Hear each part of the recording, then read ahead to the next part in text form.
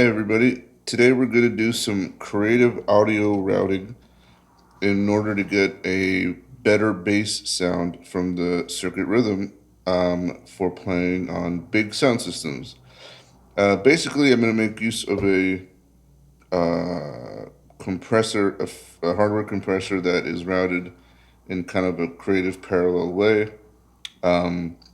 So here is the basics of it. By the way, the compressor is a Alesis Nano compressor that I got for like 20 bucks with yellowed knobs and everything. No limiter. I mean, there is kind of a limiter, but I don't I don't know how it's wired because I can't figure it out. But that's not the point. The point is the bass sounds really good when I use this technique. So I have my rhythm going through this looper. In my last video, you'll see how I use the looper, but that's not the point. The point is that the output is coming from here. The master output's coming from here. I actually run this to a little mixer just to manage my metering, but for the purposes of recording, I just use the output from here. Okay, now, if I play...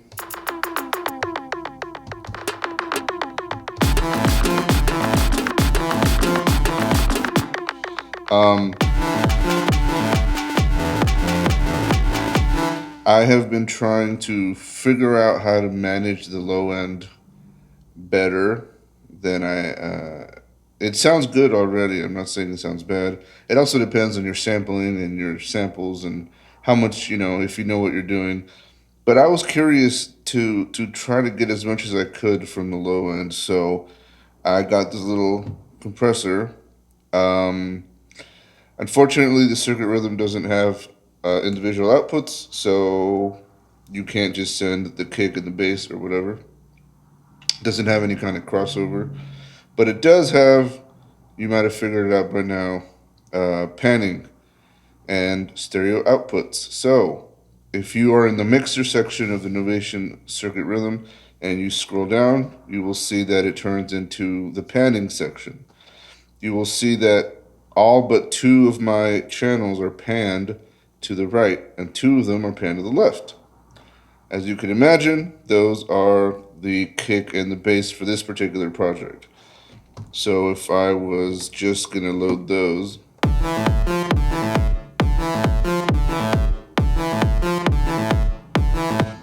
and everything else is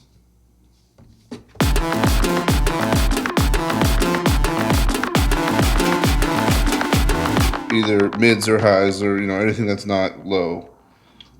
And it's not by frequency either, because I'm just sending whatever my bass channel is and whatever my kick channel is. It'd be more ideal to do it by frequency, but you know what I mean. Okay, so anyways, sorry for these cables in the way. So of course I have my bass sounds panned to the left because on my left side output of my circuit rhythm, it is going to the compressor, compressing only those sounds. This is a stereo compressor, but you can use it in mono by only using one of the channels. So the output of this is half of an RCA pair. And why is it half of an RCA pair? Because the other half is coming from the rhythm, meaning that the RCA pair left and right is being split between these two, between mid, highs, and bass. So what happens at the end of that cable? Well, the other end of that cable, as you can imagine, gets joined into mono and then not split, but turned into a dual mono signal so that it is sent to wherever I want to send it to, in this case, the looper. So it's basically joining those two mono signals that sound very differently in terms of frequency, joining them into one signal, and then creating two of those signals for the sake of plugging it into a stereo input. It is essentially combining those two frequency kind of bands or frequency sets, and creating a mono signal out of them. The output of this is going to the recorder. So, as you can see,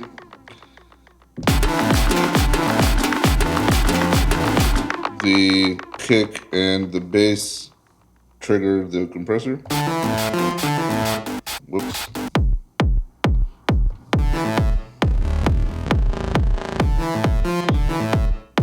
And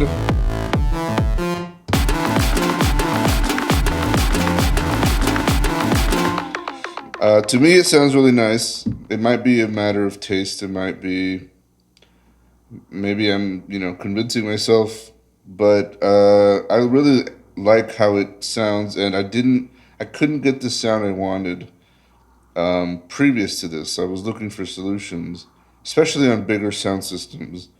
You may have noticed if you look this up that this compressor, the Alesis, has a sidechain input.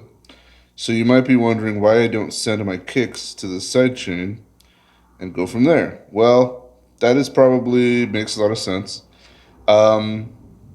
One reason is that this particular genre that I'm working with lately, I've tried different things with the rhythm, and the thing that I'm having most fun with is this genre,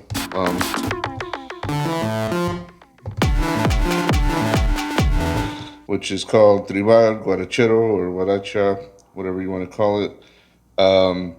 And for this particular genre, you don't want to create a pump because you have a lot of like downbeats and downbeat claps and stuff.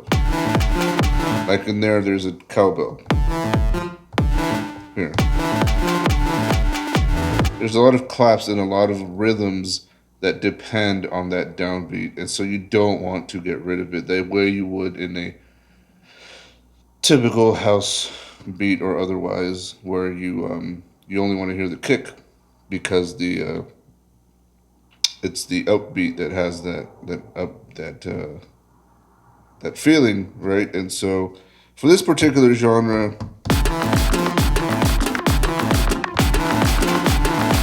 you can hear it in this sample, right? You don't want to get rid of that with the kick. Anyways, you might want to try the sidechain thing. There is, of course, a built-in sidechain, but, playing with the external compressor is fun. As I was preparing for this video, I realized one more thing, which is that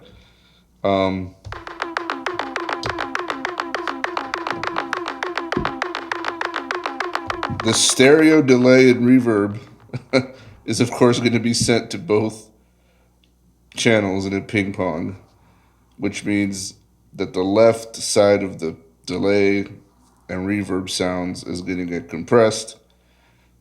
I haven't figured out what I'm going to do about that because, and that's kind of the point of the delay, right? You load mono samples and you make them sound better with the delay and reverb. Haven't figured out how to address that. I don't know that it really gets in the way of the performance, to be honest. Like, it's a very, very nuanced thing. For a casual performance, I really wouldn't get in the way. But I am curious. I'm looking forward, just for fun, to find out how to address that and what to do about that. Anyways, that's just one trick that I use to get a good bass sound from the circuit rhythm.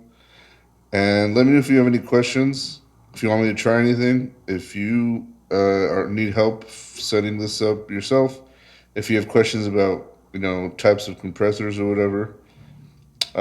Yeah, thanks. I'll talk to you next time.